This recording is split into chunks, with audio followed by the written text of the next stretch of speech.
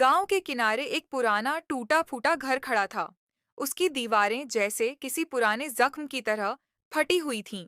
खिड़कियों पर झाले थे और दरवाजा हमेशा आधा खुला रहता था। गांव वाले कहते थे, उस घर में कोई रहता नहीं, लेकिन आवाजें आज भी आती हैं।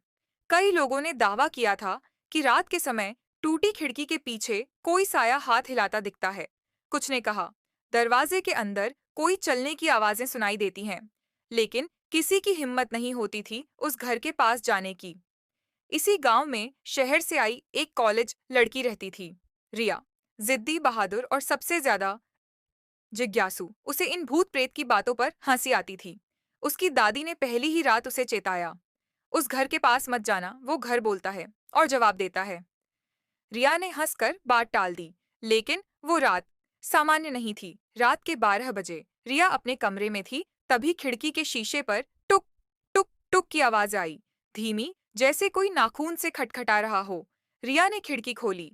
बाहर अंधेरा था, ठंडी हवा चल रही थी, लेकिन वहां कोई नहीं था। दूसरी रात आवाज फिर आई, इस बार और तेज और लगातार।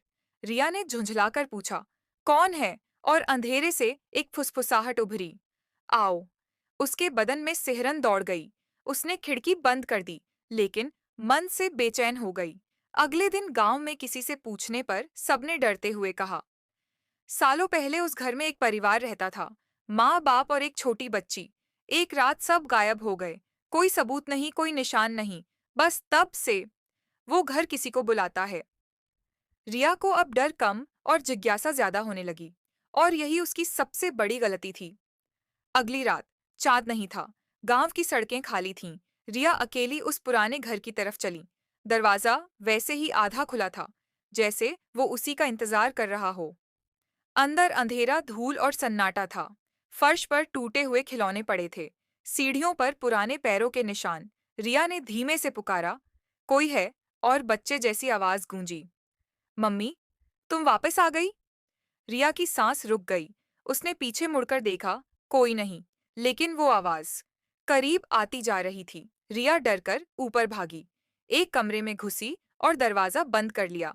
कमरे की दीवार पर चौक से लिखा था, प्ले विद मी, मेरे साथ खेलो। अचानक लाइट झपझपाई और कमरे में पूरा अंधेरा छा गया। फर्श पर कुछ रेंगने की आवाज आई, धीमी, लेकिन तेजी से उसके पास आती हुई। रिया डरकर अलमारी के अंदर जा छुपी, दरवाजा बंद किया और चुप रही। कुछ सेकंड बाद अलमारी के अंदर से ही थक थक थक की आवाज आई। रिया ने धीरे से पीछे महसूस किया। उसे लगा कोई उसके साथ खड़ा है। ठंडी हवा उसकी गर्दन से टकराई और एक नरम बच्ची की आवाज कान में फुसफुसाई, मम्मी, तुम वापस आ गई। रिया चीख पाई इससे पहले।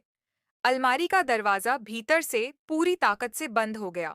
अगली सुबह गांव के लोग घर पहुंचे।